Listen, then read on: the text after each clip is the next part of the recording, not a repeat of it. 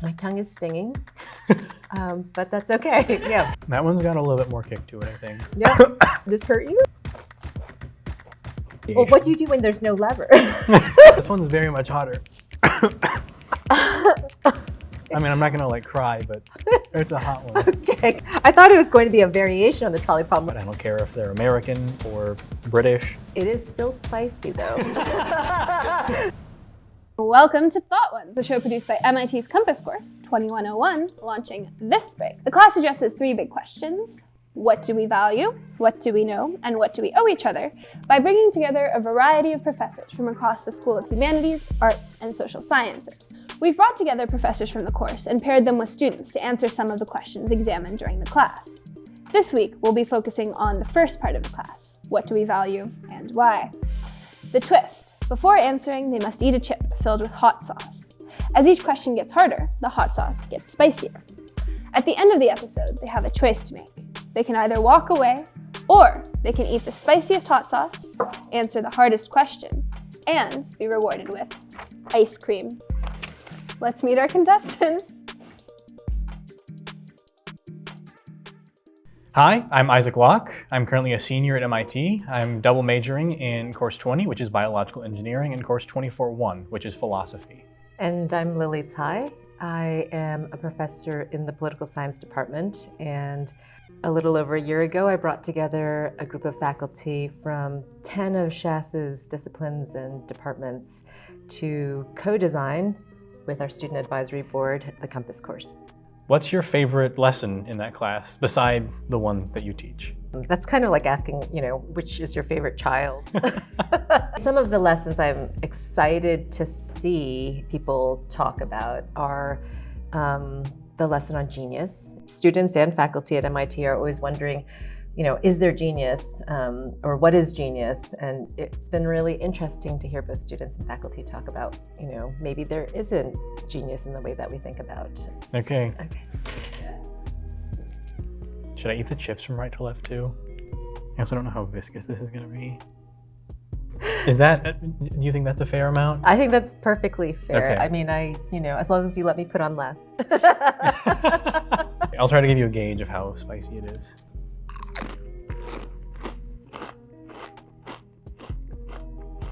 It's not that bad. Okay. I mean, it's got a little bit of kick, but... A little bit of kick. Okay, so that's 10x for me. Okay, so Isaac, are there any pieces of art that you think have universal resonance or value? So it could be music, it could be visual art, or literature, a book. Yeah, so one that I really like, my favorite book that I've ever read, I read it in high school, was a book called Johnny Got His Gun. It is an anti-war piece published by Dalton Trumbo in the early days of World War II. It was about a World War I soldier who was in an explosion and was horribly disfigured and disabled. He lost all 4 of his limbs. He lost his ability to see, his ability to smell, ability to taste.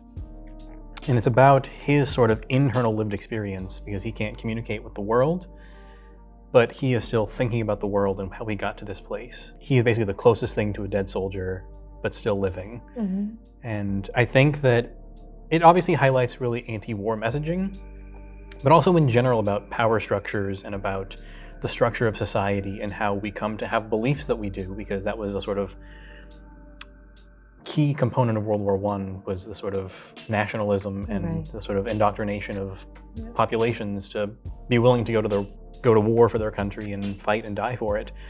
And I think it's a really good critique of that sort of ideology and that sort of era in history and the sort of structures of society that we still are grappling with today.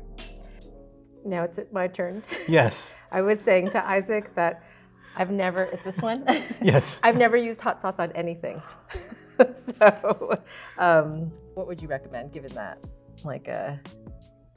Yeah, that's plenty. That's plenty. Yeah. Like too much? No, that you should probably be fine. I should. It's really not that spicy. It's mostly kind of tangy. It's Okay. not like...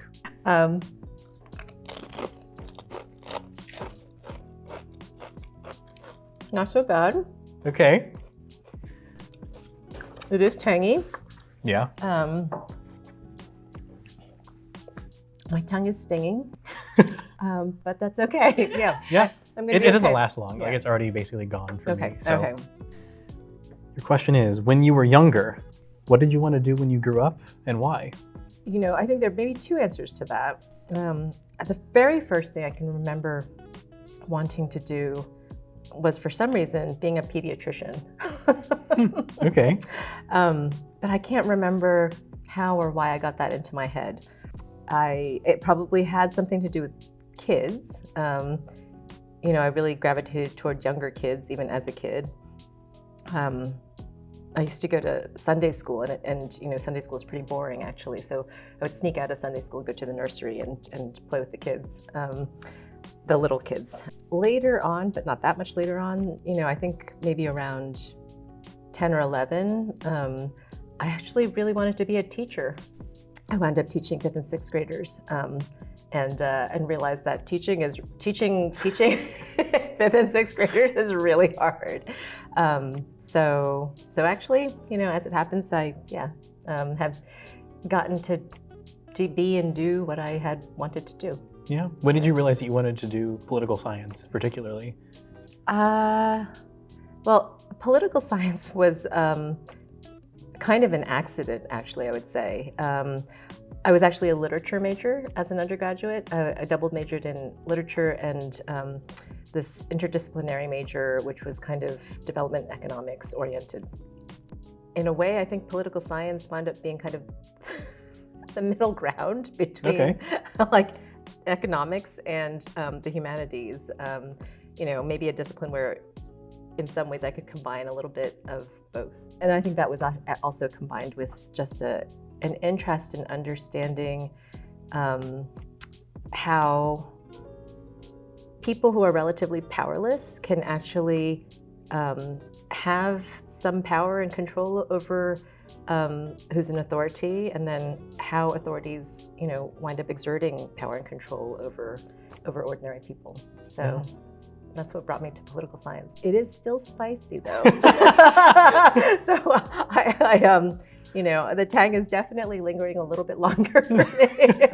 Well, that was just the first one, so just buckle in for a long ride, I guess. Yeah, it's interesting that we don't have water or milk. Is this one Caribbean? I don't know what that means, but ooh, this one has an interesting smell. It smells kind of smoky almost. Are you satisfied with that amount? I like the taste. I'm satisfied with that amount. I like the sort of tasting notes, verbalized that. But really, I just care about how spicy it is. All right, let's see.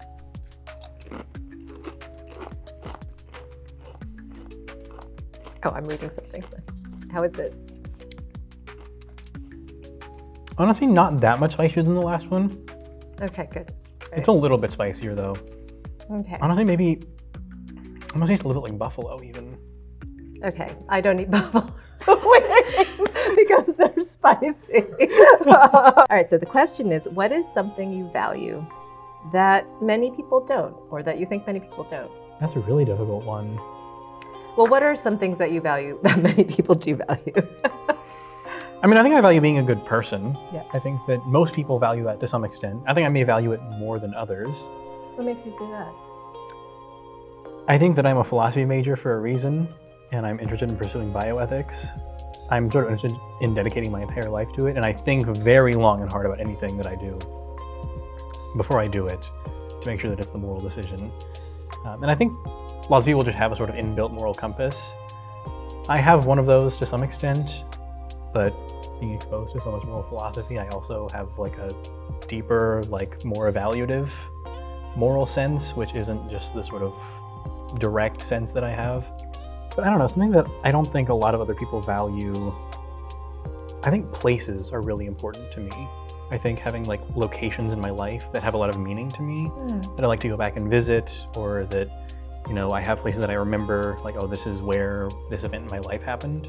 One that immediately comes to mind that is incredibly formative to me is when I was about 2 through age 10, I lived with my grandparents out in Brooksmith, Texas, in the middle of nowhere on 40 acres of land. And to this day, I can still put myself in the headspace of sitting on the bridge over the creek and listening to the cicadas hum and the water flow and the grasshoppers jumping in the grass. And I still just have this place, and going back there every time I can is always super meaningful to me, just to soak in both nature and also all the memories that are associated with that place and that mean so much to me. Yeah. I mean, that's beautiful. But it was interesting to hear you talk about being a philosophy major and, being really interested, maybe valuing, thinking about what goes into a moral compass more than maybe some other people do. I'm actually just now reading a book called A Natural History of Human Morality. Have you come across this? No, it's I haven't. Really good. Okay. Yeah, and it talks about how, I guess, systems or traits that we need in order to develop a sense of morality. And how morality is grounded in like what were sort of basic human impulses towards sympathy for others, and then fairness. So that's really interesting to hear. Yeah, I'll have to give that a look. Yeah. That sounds really interesting, actually. It's really interesting. Alrighty.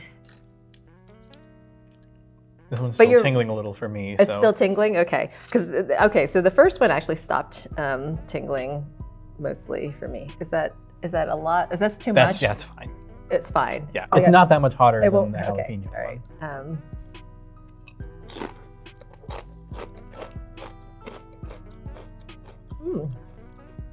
It's pretty tasty, actually. This is what buffalo things look. A little bit, yeah. It's sort of like vinegary and yeah. Even kind of fruity. Good question. Do you surround yourself with people who share your values? Oh, that's a really good question. Yes and no. I always had to move across different cultures. My parents are immigrants. They were war refugees, actually, and they had one set of values that were very different and actually often conflicted with the kinds of values that were characteristic of, sort of the dominant culture at school. I always had to, navigate conflicts between those different values and try to resolve them, which maybe actually accounts for, my interest in what goes into a system of morality and a moral compass. I think when it comes to my closest relationships, in those kinds of cases, of course, I'm generally surrounding myself with people who have the same values. What people think is moral can be quite different in different places, and understanding that that's born of their own perspectives and history, is what's real and true to them. It's just really helpful to always remember that people are coming from different histories and experiences. Yeah, that's really true. I think it's really good to keep in mind where people come from and how that might shape their values. Yeah. Do you think that having interacted with so many people has made you a more sort of empathetic person? Yeah, I would maybe empathetic, definitely curious and interested, and I think maybe less judgmental. I have a sense of what I believe to be important and valuable and right. It is good to have strong opinions in the sense that convictions are important, and especially when you can ground them in principles and values that you can articulate clearly. But at the same time, I think that the weakly held part is important, because there's this open-mindedness and curiosity that remains really important. And so when people become too kind of, my identity are my opinions, that really, I think, closes off the ability to understand other people's points of view with interest, open-minded interest. Well, great. Yeah. I think you knocked that one out of the park. So that was a fantastic answer. All right, I guess I should move on to the third. Oh, you're gonna, we're all just kind of delaying the delaying the inevitable. pain of the last bottle. Called the original, so I don't know what that means, but cool. Are you satisfied? Yeah, absolutely. Okay. Yeah. You can have as much as you want. I'll make sure I'm not doing too little. Okay. In case you want to no, that's funny. gauge a reaction based on me.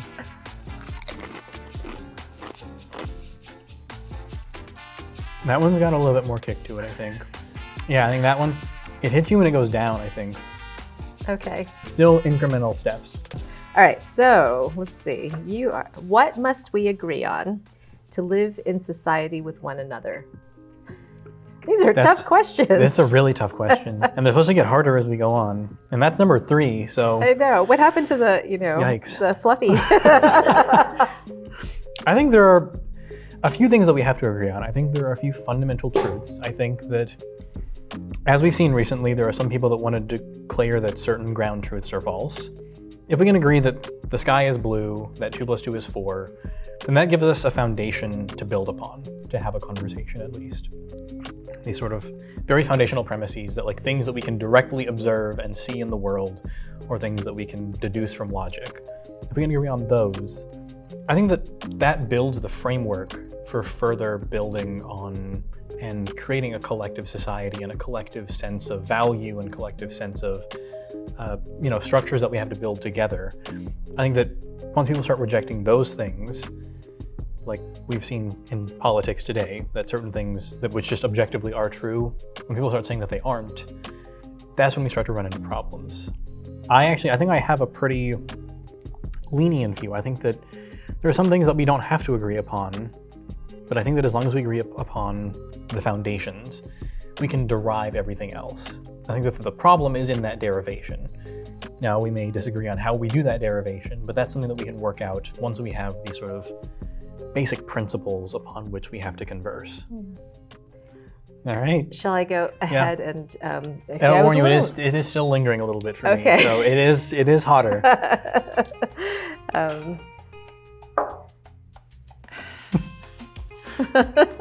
You got it. Thanks.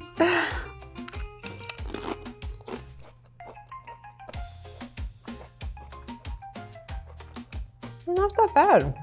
I mean, did I not put enough in the chip? I think you put enough. Maybe there's a strategy to cushioning it with the chip or something. Yeah, I honestly wonder if I may just not be noticing that it's getting hotter just because I'm adapting to the last one already. It's building a little bit, but maybe I'm actually not bad at eating spicy stuff. I just always Maybe you discovered something new about yourself. I know. This could open up a whole new universe of food. All right, but to your question. Okay.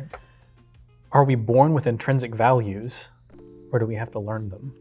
I think humans are social animals, and I'm not sure if I would say that we're born with intrinsic values, but I do think that humans are born wanting to live with each other, to live in communities or families. I think I am persuaded by humans now having impulses towards sympathy and concern for other people's well-being. I think that humans might even also have an intrinsic sense of fairness. So, what I think about is my 2 kids and, always having, if you're a philosophy major, you'll know Rawls's veil of ignorance, right? But always having to have one person split the cookie and the other person choose which piece they want, right? Because, you're much more likely to split the cookie 50-50 if the other person is choosing. So, or you don't know which piece you're going to get. All right, enough putting off. Whose turn is it? Is it me? It's my turn. Oh, it's your turn. Okay, good. Yeah, Phew. the 4th hot sauce. This one is Scotch bonnet. Okay. Oh, wait. This one smells like it's got some kick. Yeah, I heard Scotch bonnets were spicy. Well, we'll Maybe see. there's an exponential jump. The people have been nice to me because I made it really clear that I had never eaten anything spicy. Well, you can judge by my reaction.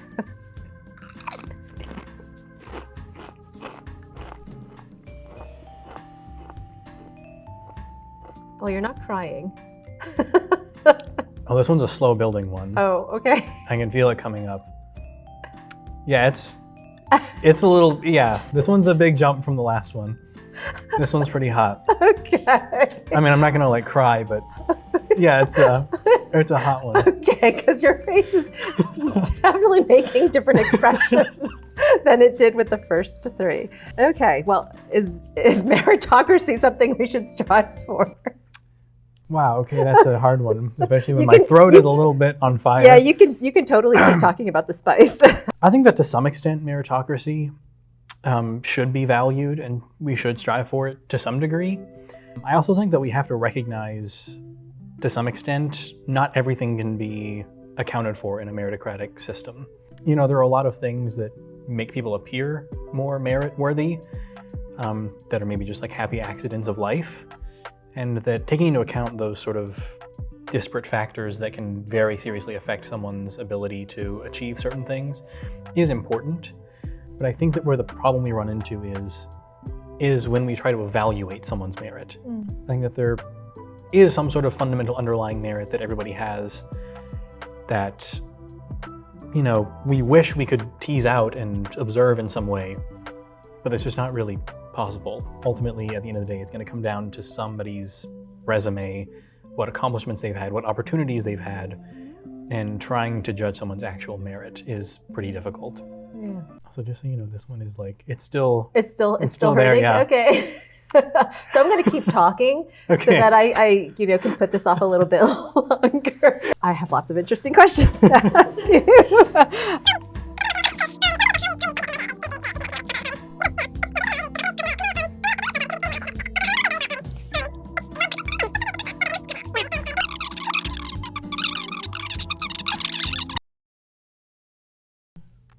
Okay.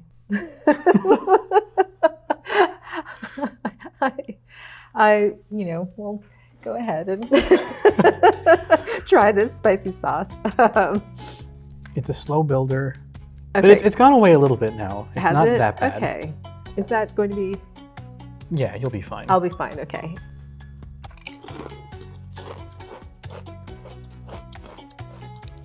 It doesn't taste that bad at first, and I think you'll start feeling it.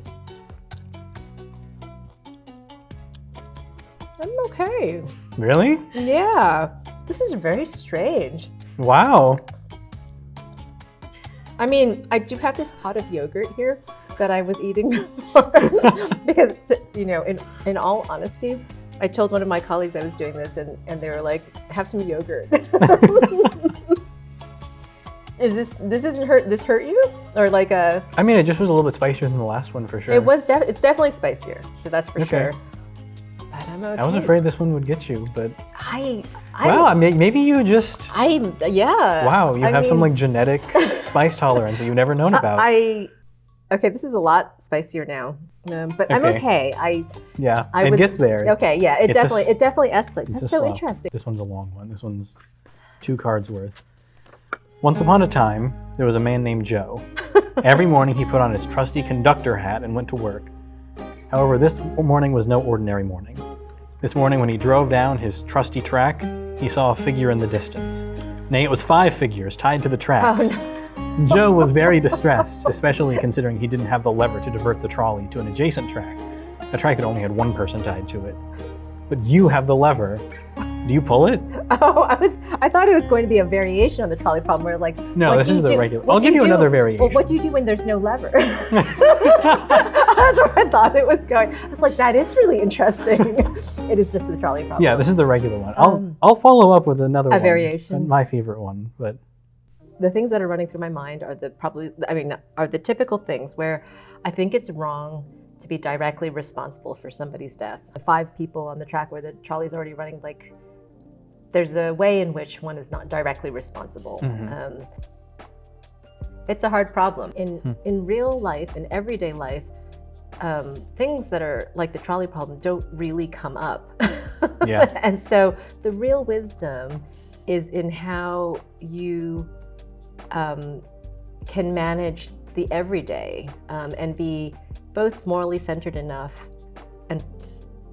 and clear on one's principles, yet also agile enough to take into account like all of the other things that are happening with the people who are involved, the specific people who are involved, and the specific moment, et cetera, and make a good and reasonable judgment or decision. Very But what's the interesting. variation on the trolley problem? My favorite variation is the one with the fat man on the bridge. Okay. So imagine you now see 5 people tied to a track, a trolley headed for them, but you're walking over a bridge that goes over the track.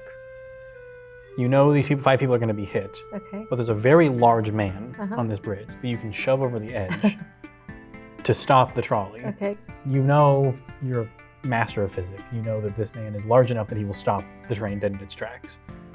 Would you shove the man over the edge? And this is because like it's more direct. Yes, than it's pulling like a you lever? are very directly. Because Okay. like, you can argue that maybe you're not directly killing the one person if you pull the lever. But this is like you very much are directly killing Okay, one well person. then that makes it easy. I mean, my sort of natural inclination is that it's even harder, obviously, like not okay to like directly.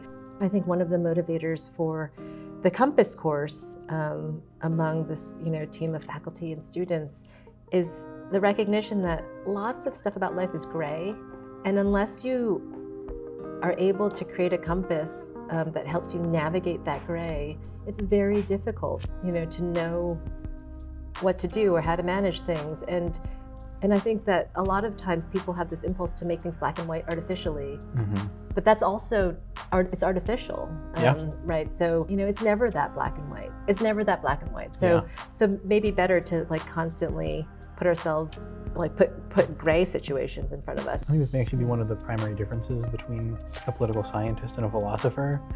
Is I think you very much seem more concerned with the pragmatics of what actually would occur.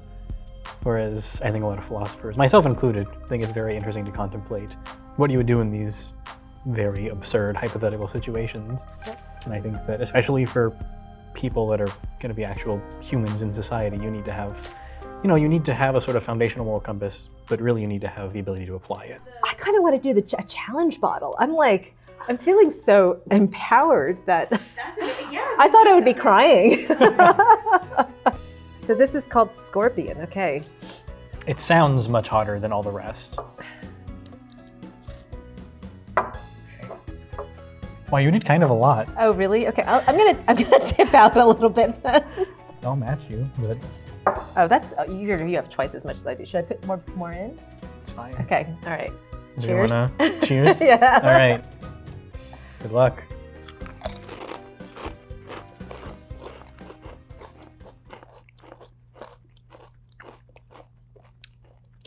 Oh, it's definitely hotter.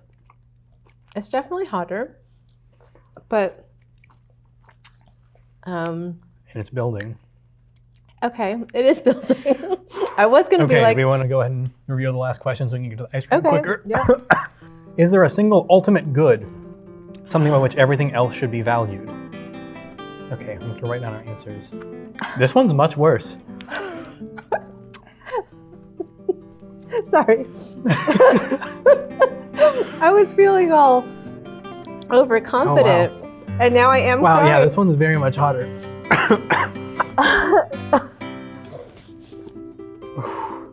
Okay.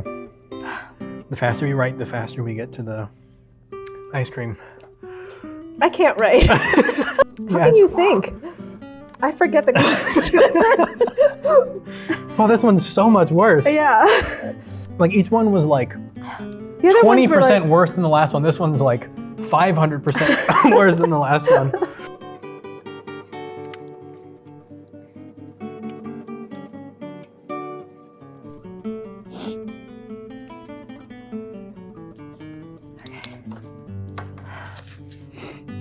see, it would be better if the ice cream were already here. Yeah. Ooh. Okay, I've got mine. But you had twice as much in your chip than as I did. So Yeah, I'm feeling it. Okay, do you want to give your answer I think first? the noise from my nerve endings is making it hard to talk. So the question again was, is there a single ultimate good, something by which everything else should be valued? 3, 2, 1. Yes. Okay. Oh wait, a piece agree. of spice actually just went back to the back of my throat. I really think that the desire to seek and be good is kind of the ultimate good. Okay. Yeah. If there's constant and continual and lifelong seeking and striving to be good, yeah, I think everything could be maybe put against that. That's a really elegant answer. I'm kind of mad I didn't write that down. No, but I think for me, I consider myself a rationalist. I think that rational justifiability is what makes things at least morally good or bad. I think that all things which are either good or bad normatively have to be able to be brought down to something which is rationally defensible. And there may be things which are hard to defend, but at least there should be a defense for it.